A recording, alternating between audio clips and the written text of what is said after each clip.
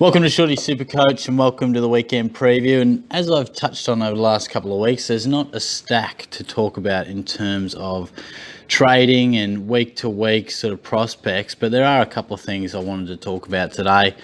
I will touch on the captaincy options, and in terms of the VC loophole, I think it'd be quite interesting. For most of the season, it's been pretty straightforward. I mean, Grundy has either been a VC or your C, so he has probably ended up being our captain option in some way, shape or form more often than not. But he's taking on Gawn earlier in the weekend too. So I think it's interesting as to how people go. Some people will back in Gawn or Grundy, but I think such two good players. I think they'll both probably ton up. But in terms of getting a 150, I think it's probably unlikely. So I'll delve into a few options shortly.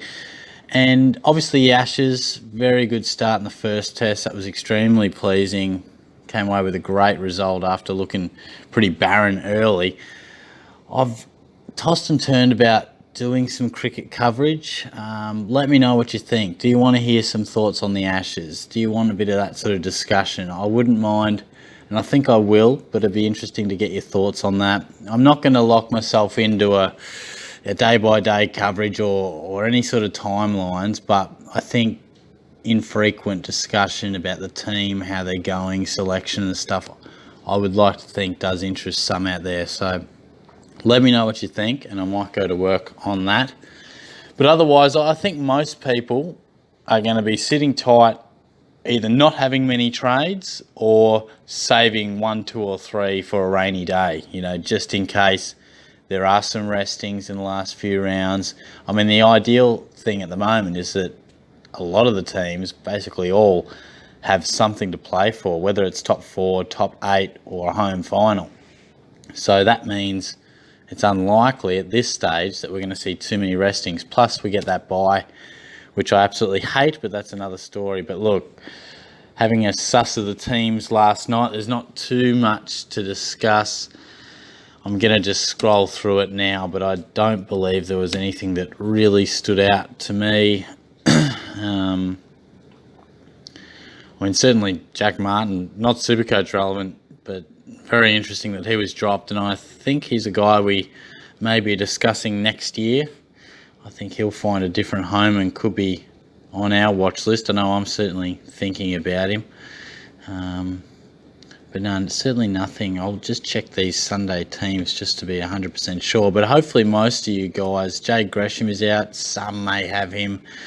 Dan Hanbury comes back. Some may have brought him in. Very sort of roundabout things, those ones. But yeah, as I was saying, most people should and hopefully will have a full set of 22 premiums, or at least players you think are capable of scoring 100. Sometimes it's difficult to have absolute super premiums across each position of each line, but I think a lot of people will be saying, look, I know this bloke, he's a bit hit and miss, but definitely capable of scoring 100. I think all of us should have about 22 players that we can rely upon and really have rid ourselves of those rookies by now.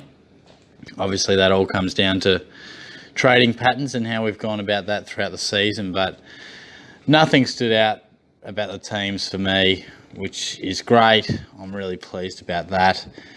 I guess some options in terms of the captaincy. I mean, I think if you want to go with Grundy as a VC, fair enough.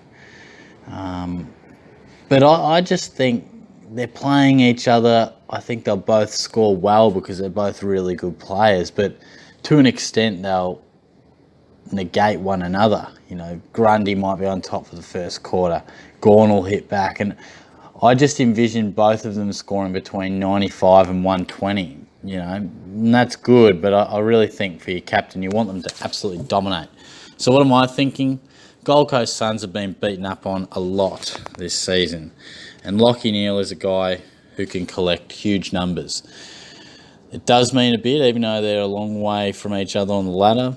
The Q clash does mean something. And Neale, in times gone by, has won medals. I think he was best on ground when they met earlier.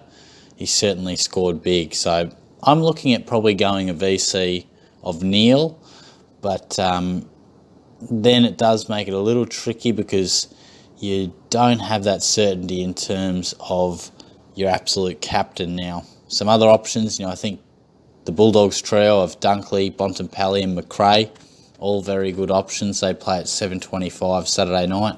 So you could go a Gawn or a Grundy or a Neil into one of those Bulldogs, or even a Dangerfield. I'm pretty big on him responding. He played a really good first half last week, was on track for 3 figures, and then it all went pear-shaped for him and his Geelong teammates. So I think he'll bounce back. He has a great record at Cardinia Park, pretty good record against North Melbourne, and Geelong need to respond, and he's the sort of player to lead that charge. At this stage, I'm thinking of going Neil into Dangerfield and probably be a little bit more conservative in what I'll accept for a VC. I think if you can get around that 125, I think you're probably happy. I think normally it's about 130, 135, depending how greedy you're feeling, but I think we'll definitely be taking, give or take, 130. On the Sunday, Fife's there, but you'd imagine Steele will go to him.